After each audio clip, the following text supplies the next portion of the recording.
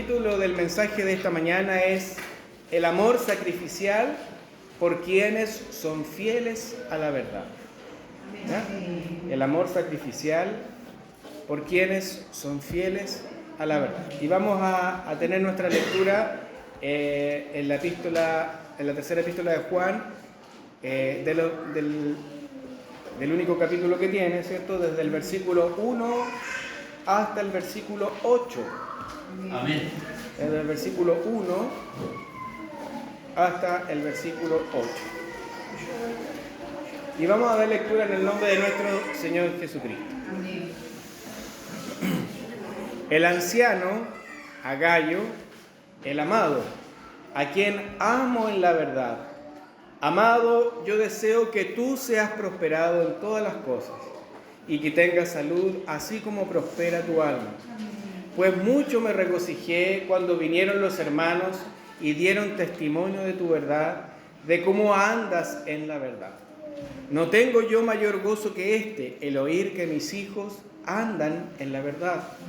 Amado, fielmente te conduces cuando prestas algún servicio a los hermanos, especialmente a los desconocidos, los cuales han dado ante la iglesia testimonio de tu amor, y harás bien en encaminarlos como es digno de su servicio a Dios, para que continúen su viaje, porque ellos salieron por amor del nombre de Él, sin aceptar nada de los gentiles.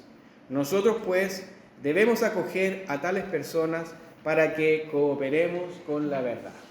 Amén. Le invito a que cierre sus ojos para que oremos delante de la presencia del Señor. Amado Dios, te damos gracias por tu amor, por tu misericordia.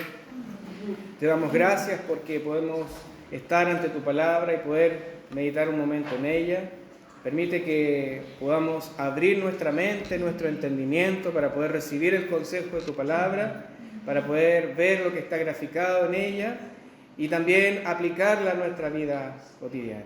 Pedimos, Señor amado, un corazón humilde, un corazón que sea sensible al consejo para que podamos también aplicarla. Amén. Te lo pedimos humildemente en el nombre de Jesús.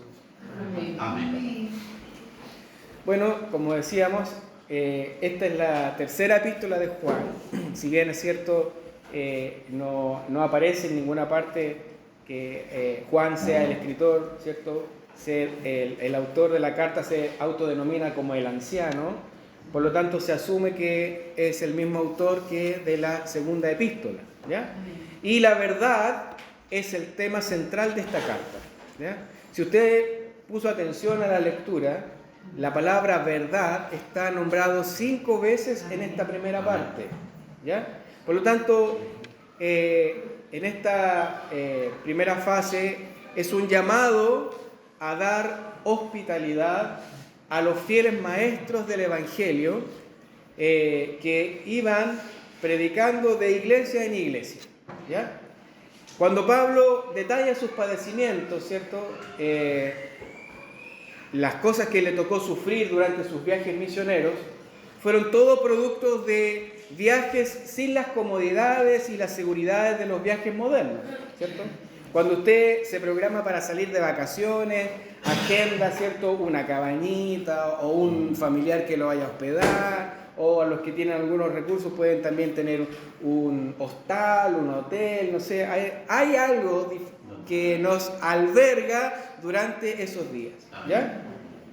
Sin embargo, en el mundo antiguo los viajes no tenían esa misma característica, ¿ya? Si usted me acompaña ahí a 2 de Corintios, en capítulo 11, el verso 26, Pablo detalla cómo eran sus tribulaciones cuando le tocaba viajar y cuando le tocaba predicar el Evangelio. 2 de Corintios 11, 26 dice: en caminos muchas veces, en peligros de ríos, peligros de ladrones, peligros de los de mi nación, peligros de los gentiles, peligros en la ciudad, peligros en el desierto, peligros en el mar. Por lo tanto, eran viajes arduos, viajes incómodos y, como lo dice Pablo, hasta peligrosos, ¿ya? Y los pocos albergues que existían en esa época eran albergues que estaban infestados de ratas o de cosas no agradables para los que iban de camino, o eran albergues de mala reputación, ¿cierto? Usted me entiende, ¿cierto? Entonces, por tanto, los viajeros buscaban, aquellos viajeros que predicaban la palabra del Señor, buscaban la seguridad y dependían en gran medida de que los hermanos abrieran las puertas de su hogar para darle la hospitalidad necesaria, ¿cierto? De ahí que la hospitalidad, más que una necesidad, era un deber para los hermanos de la iglesia primitiva, ¿ya? Incluso si nosotros nos trasladamos a lo que ocurría en el mundo pagano, en el mundo secular, era un deber sagrado para los griegos de la época. Los extranjeros estaban bajo la protección de un dios griego que se llamaba Zeus Zenius, Zenius con X, y nosotros hoy día podemos conocer algunas de las palabras españolas de la raíz xenos, ¿cierto? Como por ejemplo, que significa extranjero, y por ejemplo podemos conocer la palabra xenofobia. ¿Usted ha escuchado esa palabra, cierto? ¿Ya? Bueno, los griegos tenían un dios pagano al cual ellos veneraban y que decían que este dios cuidaba y protegía a los extranjeros, ¿ya? Ahora, lo que nosotros vemos del mundo secular, la palabra del Señor también hace hincapié en cómo es que debemos cuidar y dar hospitalidad a los que son extranjeros. Lo que este falso dios, cierto, pagano, supuestamente hizo, el Dios verdadero de la Escritura realmente sí lo instruye y lo hace, ¿ya? Si nosotros vemos el Salmo 146, 9, dice: Jehová guarda a los extranjeros. Y en el libro de Éxodo, en el capítulo 23, vemos cómo, ¿cierto?, el pueblo de Israel era instruido cuando dice: no angustiarás al extranjero, porque vosotros sabéis cómo es el alma del extranjero, ya que extranjeros fuisteis en la tierra de Egipto. ¿Se acuerda que el pueblo de Israel estuvo cautivo en la tierra de Egipto? Padeció la opresión de los egipcios, por lo tanto la instrucción para ellos era no oprimir a los extranjeros. Por lo tanto, la hospitalidad no solamente era una obligación cultural, sino que era un deber cristiano, ¿ya? Esta es una expresión muy necesaria y práctica del amor que debería caracterizar a la comunidad de los creyentes, ¿ya? En Romanos capítulo 12, en el verso 13, Pablo escribió que los cristianos siempre deben practicar la hospitalidad. Y Pedro les exhortaba a los cristianos a que se hospedaran unos a otros sin murmuraciones, ¿ya? Por lo tanto, vemos que esto no era algo así como transitorio, sino que era una instrucción de continuo. Si nosotros vemos las palabras de Pablo a su hijo espiritual Timoteo, ¿cierto?, le dice que las mujeres que eran virtuosas debían también practicar la hospitalidad. Y para aquellos que desearan ser ancianos, es decir, que estuvieran al cargo de la supervisión de la iglesia, era un requisito para ellos ser buenos hospedadores. Por lo tanto, si uno lo pone en el contexto, la iglesia primitiva se reunía en sus casas, ¿ya? Las casas eran el lugar donde se adoraba al Señor, donde se oraba, donde se tenía comunión, donde enseñaba la palabra del Señor, donde se predicaba, donde se discipulaba. Por lo tanto, los hermanos que abrían sus puertas lo hacían para aquellos que venían también de manera itinerante, predicadores viajeros que traían la palabra de verdad, ¿cierto? La palabra del Señor. Si bien es cierto, la hospitalidad es ordenada tanto en la segunda epístola de Juan como en la tercera epístola, la realidad fundamental detrás de este mandato es el amor y la obediencia a la verdad. En la segunda carta de Juan vemos que el apóstol estimula a la hospitalidad, pero le pone un cierto límite. Recordemos que la carta estaba dirigida a una hermana que albergaba en su casa a cualquiera que venía a predicar y no distinguía si que eran verdaderos o falsos, ¿cierto? Y él le pone un marco y le dice a la hermana, la elegida, que no sabemos hoy día si es una iglesia o una hermana real, lo más probable es que sea una iglesia de la región del Asia, ¿cierto? Que los que hospeden sean verdaderos predicadores de la verdad, ¿cierto? Le marca una restricción, ¿ya? Y ahora esta tercera carta de Juan afirma el enfoque inclusivo de quienes están en la verdad, reciben este cariño, este amor, este cuidado de parte de los hermanos que hospedan. Por lo tanto, nuestra propuesta para hoy es la siguiente. El amor es parte integral de la obediencia a la verdad, siendo reiteradamente esta ordenada en la Escritura. Andar en la verdad es demostrar amor de manera sacrificial por otros, partiendo muchas veces por los que están en nuestra casa. Y nuestra manera de andar en la verdad es nuestro testimonio. ¿Amén? Vamos a ver nuestro texto. Si nosotros hiciéramos una evaluación panorámica de la tercera epístola de Juan, esta carta gira alrededor de 3 personajes, ¿ya? Hoy día vamos a ver el primero. El primero se llamaba Gayo, ¿ya? Quien andaba en la verdad y amaba de manera sacrificial. Lo vemos en los versículos que leí. Lo vamos a desglosar más profundamente en el desarrollo del mensaje. El segundo personaje se llama Diótrefes, quien rechazaba la verdad y obstaculizaba que ese amor sacrificial fuese llevado a cabo. Y el tercer personaje se llama Demetrio, ¿ya? Quien recibiría ese amor sacrificial por su fidelidad a la verdad. Por lo tanto, 3 personajes, recuérdenlo, para que nos mantengamos en el contexto durante estas semanas: Gayo, Diótrefes y Demetrio. ¿Amén? Veamos nuestro texto. La primera frase, ¿cierto?, con la cual el apóstol se expresa es: el anciano a Gayo, el amado, a quien amo en la verdad. Las cartas antiguas, ¿cierto? Cuando usted hoy día escribe una carta, ¿cierto?, dice a, y le pone querido hermano, ¿cierto?, bla, bla, bla, bla, y al final usted pone su nombre y firma, ¿cierto? Las cartas antiguas se escribían en rollos, ¿cierto? Esta carta es cortita, pero imagínense leer la carta de los Corintios y que los Corintios empezaran a recibir toda esa reprensión y dice: ¿quién me está retando, ¿cierto? Si es que Pablo no hubiera puesto al comienzo su nombre, ¿ya? Y lo hemos dicho en otras oportunidades, que siempre las cartas antiguas partían con el remitente, dice el anciano, ¿cierto? No solamente por la edad que Juan tenía, siendo ya el mayor de todos los apóstoles, el que quedaba, sino que porque él tenía la condición de supervisor espiritual de las iglesias, ¿ya?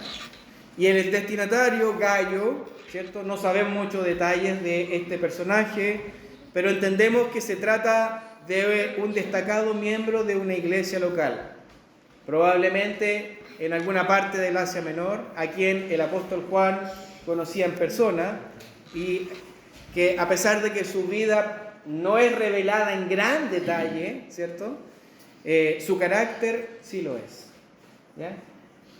Por la forma de cómo lo trata Juan. Fíjese usted que él lo llama como el amado, ¿ya?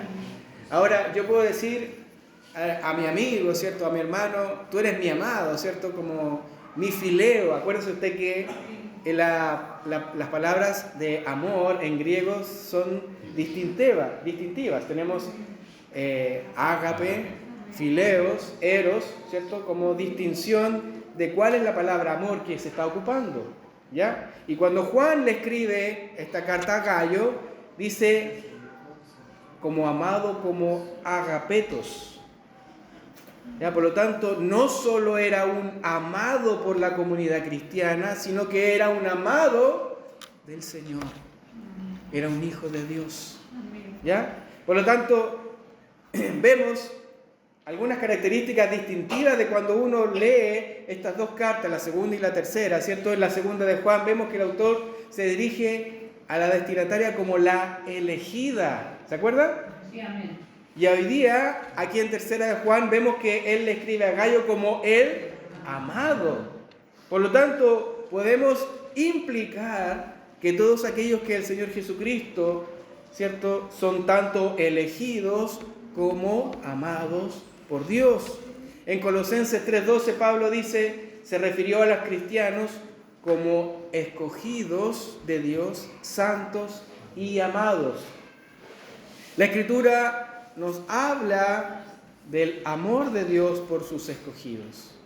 Y Juan amaba de igual forma a Gayo y lo confiesa porque dice en el versículo 1, es un hombre a quien amo en la verdad. Era un amado no solamente por sus hermanos, sino que también amado por su padre espiritual.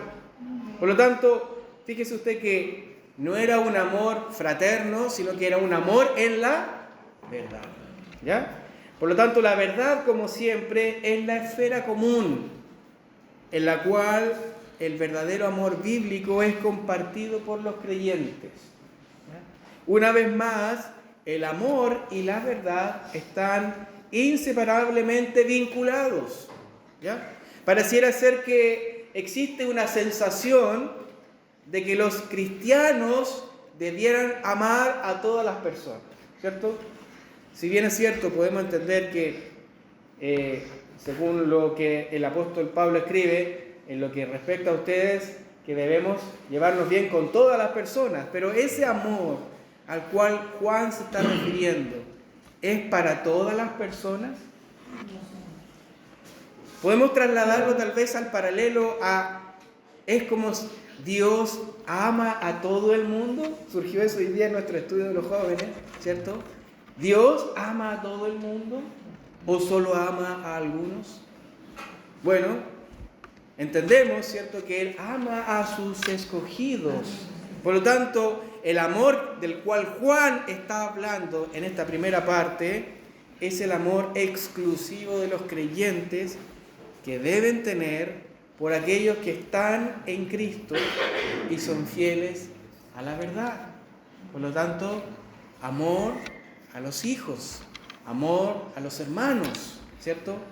Podemos tener buena comunión o buena relación, ¿cierto? Para no ocupar una palabra, ¿cierto?, específica, podemos tener una buena relación con el mundo, ¿cierto? Y que vuestra gentileza sea conocida por todos, dice la palabra del Señor, ¿cierto? Pero el amor al cual Juan se está refiriendo es para nuestros hermanos, ¿ya? El inicio de la carta a Gayo tiene 3 puntos, ¿ya? Estos 8 versículos que acabamos de leer. El primero es la preocupación de Juan por Gayo. El segundo punto es el elogio a Gayo. Y el tercer punto es el consejo de Juan a Gayo. ¿Ya? ¿Cuál es la preocupación de Juan por Gayo? Si nosotros vamos al versículo 2, dice, amado, yo deseo que tú seas prosperado en todas las cosas y que tengas salud, así como prospera tu alma. Este era un saludo habitual en el mundo antiguo, en las cartas en las cuales se escribían. No podemos inferir que Gayo estuviera enfermo, ¿ya? Porque le dice que tenga buena salud, ¿no? ¿Ya? Sino que era un saludo, una forma de dirigirse. Dice, yo deseo que tú seas prosperado. Prosperado no significa el concepto que hoy día tenemos de prosperado, ¿cierto? Sino que se traduce de una variante del verbo eudó, que significa tener éxito, hacer que las cosas vayan bien o disfrutar de circunstancias favorables. Por lo tanto, yo deseo que tu salud física fuese tan buena como tu salud espiritual. Eso es lo que el apóstol Juan le está escribiendo a Gayo. Ojalá que tu salud física sea tan buena como tu salud espiritual, lo cual denota de alguna forma una preocupación pastoral por la salud de su hijo, ¿cierto? Que no haya, ojalá, alguna confusión o debilidad o dolor que pueda obstaculizar de alguna manera el servicio que él ha demostrado a la obra del Señor. Lo vemos también, por ejemplo, en la preocupación que manifiesta el apóstol Pablo por su hijo espiritual Timoteo, ¿cierto? Si nosotros vamos a Timoteo, primera de Timoteo 5:23, dice: ya no bebas agua, sino usa un poco de vino por causa de tu estómago y de tus frecuentes enfermedades. Muchos han ocupado este versículo, ¿cierto?, como para autorizarse a sí mismos que pueden beber alcohol, ¿ya? Pero la verdad es que el trasfondo de esta frase es que el vino en tiempos bíblicos se usaba como un desinfectante para el agua que no era potable. Recuerde usted que cuando usted toma agua de la llave, es un agua que está tratada, ¿cierto? Pero muchas veces el agua que ellos bebían no estaba potabilizada y por lo tanto podía transmitir una serie de enfermedades infecciosas.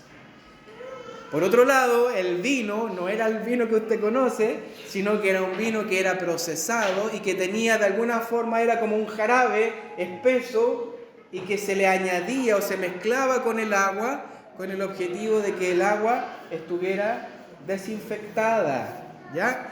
Y entendemos de la frase de Pablo que probablemente Timoteo sufría de alguna enfermedad del estómago y por eso le dice: mezcla un poco de vino con el agua para que no padezcas de estas frecuentes enfermedades. Ahora, estas dos aseveraciones demuestran la preocupación de un personaje que actúa como un pastor, como alguien que está preocupado de su hijo espiritual, ¿ya? Ahora, pero mayor placer le producía a Juan, más que la salud física, era su salud del alma, ¿ya? Tenía una vida espiritual dinámica. Ahora, ¿cómo podemos entender, ¿cierto? ¿Cómo podemos dilucidar si alguien dice, bueno, yo quisiera saber si tengo una buena salud espiritual, ¿cierto? Nuestro hermano Álvaro, ¿cierto?, siempre nos dice sanitos, ¿cierto? Sanitos en la fe. Bueno, ¿cómo podemos saber, vislumbrar si es que estamos sanos en la fe? Así como se decía de Gallo, ¿cierto?, que era un fiel colaborador, ¿cierto?, y que prospere, que él deseaba que su salud física fuera tan buena como su salud espiritual. Bueno, miren, acompáñame ahí a Tito 1:13.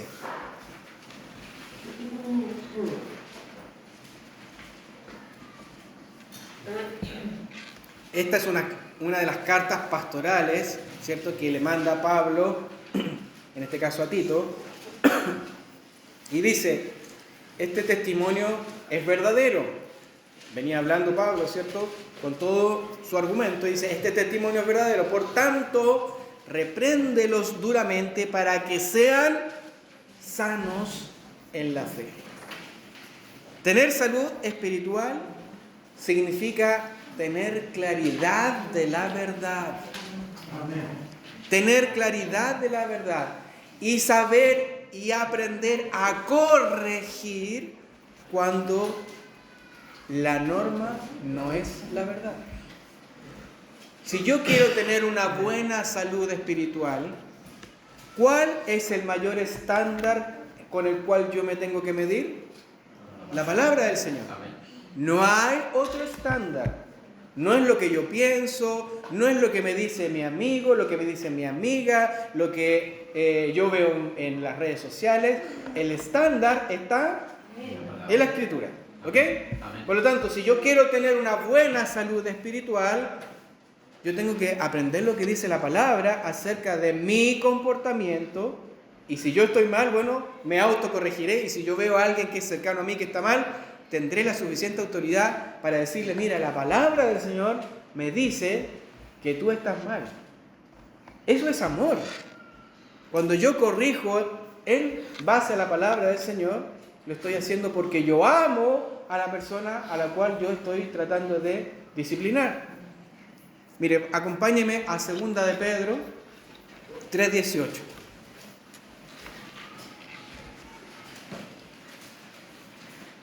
Estamos viendo cómo es que podemos ser sanos, ¿cierto?, espiritualmente, así como lo era este hombre Gallo, ¿cierto? 2 de Pedro 3:18 dice: antes bien, creced en la gracia y el conocimiento de nuestro Señor y Salvador Jesucristo. A Él sea la gloria, ahora y hasta el día de la eternidad. Amén. ¿Cómo puedo yo saber si soy sano en la fe? Bueno, tengo que saber que estoy creciendo ¿en qué cosa? En la gracia y el conocimiento de nuestro Señor Jesucristo. ¿Y cómo puedo yo crecer en el conocimiento de nuestro Señor Jesucristo? A través del estudio de la palabra. Volvemos a nuestra base. Es la única forma de entender que yo estoy sano. Si yo baso mi tiempo o gasto mi tiempo en aprender cosas seculares o no en aprender, incluso en desgastar mi tiempo, ¿cierto? Bueno, voy a nombrar algunas, no se sienta aludido alguno en Facebook, en videojuegos, en Instagram, en TikTok, ¿cierto? Los que son más jóvenes, ¿cierto? Porque no estoy aprendiendo, no estoy creciendo en la gracia y el conocimiento de la verdad. Estoy gastando el tiempo que el Señor me ha dado para que yo lo administre. Si bien es cierto, todos trabajamos y ejercemos, tenemos que tener nuestro momento para aprender en la palabra del Señor. Amén.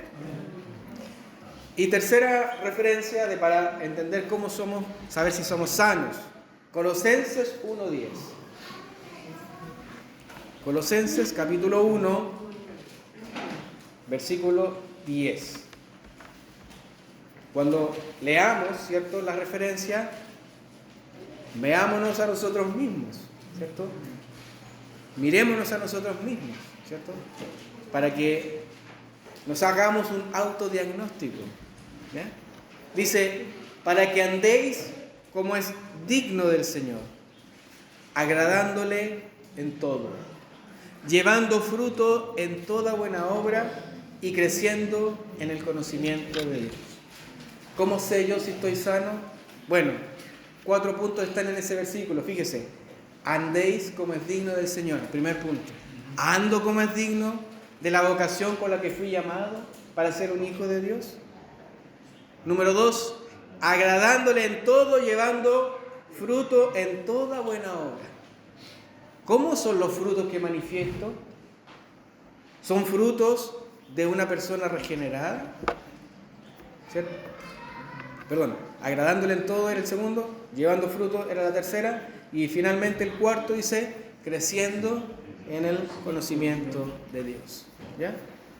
Por lo tanto, ya sabemos más o menos, ¿cierto?, cómo es que nosotros podemos saber si somos sanos. Si estamos enfermos, bueno, ya sabemos también, nos miramos en el espejo de la palabra del Señor y tendré que corregir lo que está equivocado.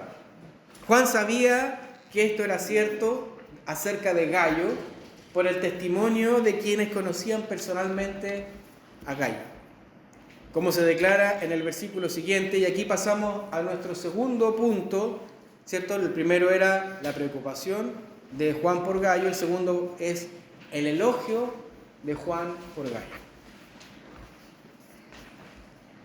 Dice, pues mucho me regocijé cuando vinieron los hermanos y dieron testimonio de tu verdad, de cómo andas en la verdad.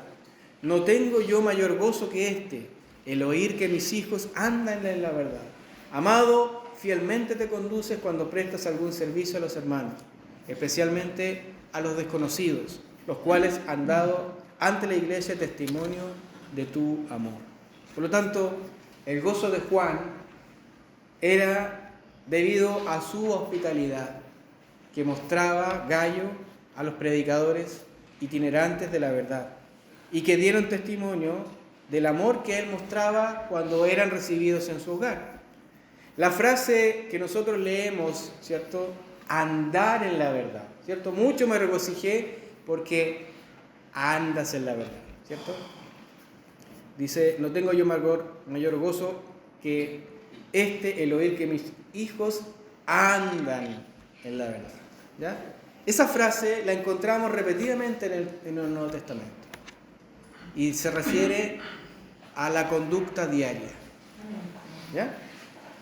Si nosotros vemos, por ejemplo, en 1 Corintios 3:3, Pablo dice, porque aún sois carnales, una reprensión, ¿cierto?, a los corintios, pues habiendo entre vosotros celos, contiendas, disensiones, no sois carnales y andáis como hombres. O sea, su conducta no era la de un cristiano, lo está reprendiendo, ¿cierto?, a los corintios. En Efesios 4:1 vemos, yo pues preso en el Señor, os ruego que andéis como es digno de la vocación. Andar dignamente con la vocación con la que fuimos llamados, ¿ya? Que nuestra conducta diaria sea la de un cristiano. Eso se refiere Pablo. Y en 1 Juan 1:6-7 hace el contraste. Si decimos que tenemos comunión con Él y andamos en tinieblas, mentimos. Y no practicamos la verdad. Pero si andamos en luz, ahí está, ¿ves? Andar en tinieblas, andar en luz. El contraste. Como Él está en luz, tenemos comunión unos con otros. Y la sangre de Jesucristo, su Hijo, nos limpia de todo pecado. Por lo tanto, la muestra de hospitalidad de Gayo resalta al compararla con la actitud que va a mostrar el otro personaje que vamos a estudiar la próxima semana, que es Diótrefes, ¿ya? Sin embargo, Juan no elogió a Gayo por su amor, por su hospitalidad, sino más bien lo hizo por su compromiso con la verdad. Su amor fluía de obedecer a la verdad. No era un amor aparente, no era un amor que fluía de una buena persona en términos de bondad, sino que él estaba comprometido con la verdad. Y a la luz de lo que introducíamos en esta mañana, no había mejor lugar que llegar para un predicador que la de un hijo de Dios que lo pudiese albergar. Por lo tanto, el elogio era no solo conoces la verdad, sino que vives en la verdad. Por lo tanto, cuando nosotros vemos ese comentario de Juan, cuando dice, no tengo yo mayor gozo que el oír que mis hijos andan en la verdad, de alguna manera él expresa el objetivo final que todo maestro o que todo predicador desearía, ¿cierto?, obtener cuando expresa o predica la palabra de verdad, ¿ya? No solo enseñar la verdad o incluso saber que la gente entiende la verdad, sino que comprobar que las personas creen, aman y obedecen la verdad. Ese es el gozo que Juan estaba expresando. Yo sé que tú recibiste la verdad, entendiste la verdad y ahora mi gozo es que tú andas en la verdad. Amén. Bendito el nombre del Señor. Amén. Cuando estábamos lejos con nuestro hermano Mauricio, nos gozábamos porque veíamos que nuestros hermanos podían participar de los servicios del Señor, aprendiendo de la palabra del Señor, no porque fueran vistos, sino que porque de alguna manera amaban la palabra del Señor. Por lo tanto, damos gracias al Señor por ustedes, por nuestros hermanos de Comunidad de Gracia. El escritor de Hebreos exhortó a sus lectores a obedecer a sus pastores. Dice, obedeced a vuestros pastores y sujetaos a ellos porque ellos velan por vuestras almas, como quienes han de dar cuenta para que lo hagan con alegría y no quejándose, porque esto no es provechoso. Tal vez la tristeza, el contraste sería ver, por ejemplo, que personas sean indiferentes, que reciban la verdad y no la valoren o no la pongan en práctica, ¿cierto? Que sean rebeldes a la palabra del Señor. Podemos decir que con Gallo, ¿cierto?, nuestro personaje en estudio, no había una dicotomía, es decir, no había una creencia y una conducta diferenciada. Él creía la verdad y él se conducía en la verdad. Él profesaba la verdad y su práctica, su andar, era en la verdad. Por lo tanto, el apóstol explica así la obediencia de Gallo hacia la verdad. Fielmente te conduces cuando prestas algún servicio a los hermanos. Hospedaje, probablemente, comida, quizás dinero, no lo sabemos, pero él grafica en esa palabra probablemente lo que esos predicadores del Evangelio necesitaban en ese momento y él se la suplía, aunque fueran desconocidos para él. Por lo tanto, la verdadera fe que salva, tal como la que Gallo poseía, siempre producía buenas obras. El tercer punto es el consejo a Gallo, y son los últimos versículos que leíamos. Dice: y harás bien en encaminarlos como es digno de su servicio a Dios, para que continúen su mensaje, porque ellos salieron por amor del nombre de Él, sin aceptar nada de los gentiles. Nosotros, pues, debemos acoger a tales personas para que cooperemos con la verdad. De alguna manera, Juan animó a este hombre piadoso a continuar con su amor generoso cuando otros predicadores de la verdad llegasen en el futuro. ¿Ya? La frase que leemos ahí como harás bien, ¿cierto?, más que un consejo, harás bien, es una expresión idiomática griega que es el equivalente al español a por favor, ¿cierto?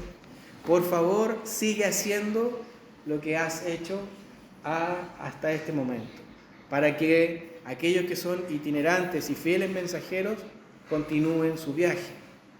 La norma es elevada. Gallo debía tratar a los misioneros, ¿cierto?, como es digno de su servicio a Dios. Y hay tres razones que se despliegan para apoyar a los fieles siervos de Cristo. La primera es que ellos salieron por amor del nombre de Él, estos mensajeros, estos predicadores, ¿cierto? El nombre de Dios representa todo lo que Él es. La obra de estos hombres es la obra del testimonio de Dios y para su propia gloria. La segunda razón que expresa Juan es que los predicadores de la verdad no deben esperar nada de los gentiles. Sabemos que los incrédulos no apoyan que se distribuya la verdad o que se propague la verdad, porque son dominados por el príncipe de este mundo, que lo único que quiere es que la verdad no sea propagada, ¿cierto?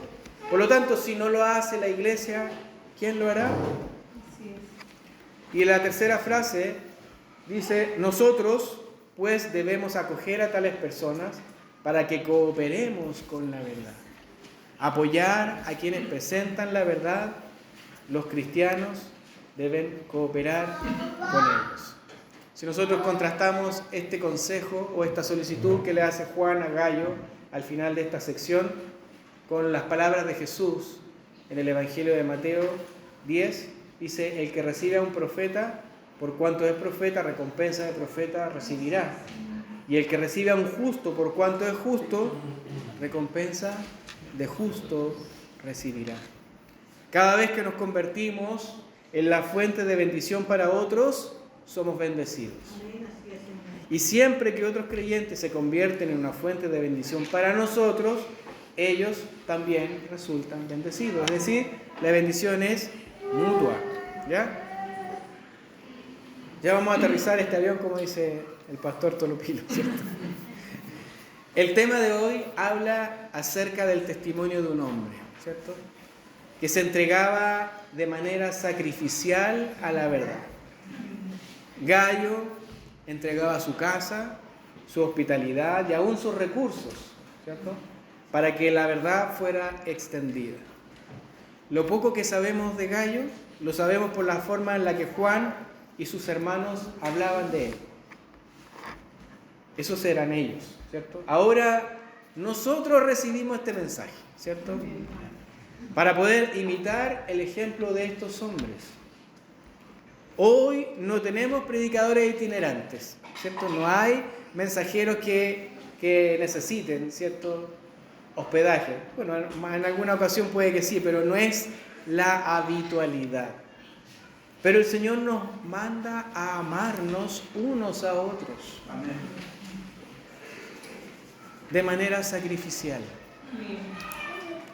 Como fruto de nuestra regeneración. Así es. Y como evidencia de nuestra permanencia en la verdad. ¿Cómo amamos de manera sacrificial a nuestro hermano? Ahora tú, fíjate en ti mismo. ¿Puede alguien escribir de ti que eres una persona que anda en la verdad? ¿Que eres un hijo de Dios que actúa dignamente de acuerdo a la vocación con la que fuiste llamado? ¿Pueden todos decir de ti que eres cristiano, que creces continuamente en la gracia y en el conocimiento de la verdad? ¿Los demás podrán decir eso de ti? ¿O solo nos mostramos de apariencia? Y en nuestra casa, o en nuestro lugar de estudio, o en nuestro trabajo, ¿somos conocidos de otra forma? Yo tenía un compañero en la universidad que era cristiano y lastimosamente era conocido con otro apelativo. ¿Cómo somos conocidos? ¿Somos fieles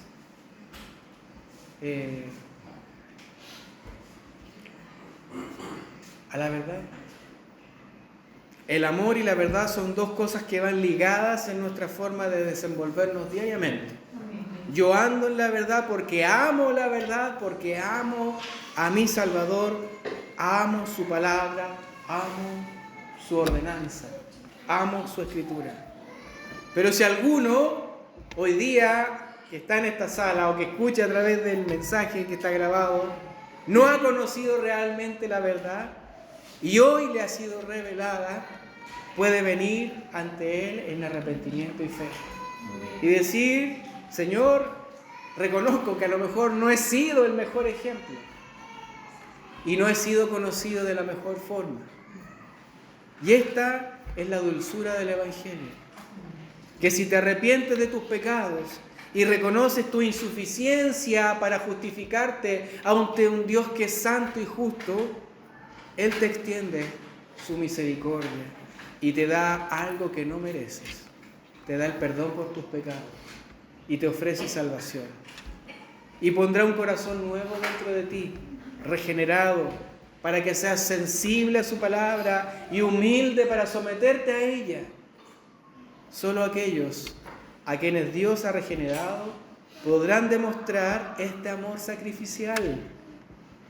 Yo puedo esforzarme, ¿cierto?, por ser una buena persona, pero yo no voy a poder mostrar este amor sacrificial del cual Juan está hablando si mi corazón no ha cambiado, si mi corazón sigue siendo el de antes. Solamente ese amor sacrificial va a ser expresión como un fruto de lo que Dios ha hecho en nuestra vida de manera sobrenatural. Por lo tanto, el consejo para nosotros es que nos animemos los unos a los otros, que nos estimulemos al amor los unos a los otros, porque Dios es amor. Esta es la palabra para esta tarde. Te invito a que nos pongamos de pie, cerremos nuestros ojos y oremos delante de la presencia del Señor.